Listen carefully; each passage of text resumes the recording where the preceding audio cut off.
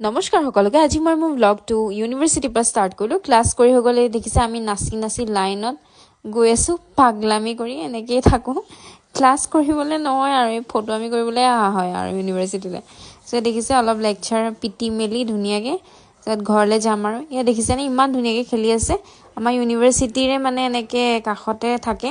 পোৱালীকেইটা সৰুতে আমিও এনেকৈ খেলিছিলোঁ পাই তাৰপিছত ঘৰলৈ আহিলোঁ ভাত খালোঁ ভাত খাই আকৌ এফালে যাবলৈ ওলালোঁ মাহীৰ লগত মাহীৰ ওচৰলৈ আহিলোঁ তাৰপিছত মাহীৰ লগত এতিয়া স্কুটিত গৈ আছোঁ এই দেখিছেনে ষ্টাইল বজাৰ খুলিলে নতুনকৈ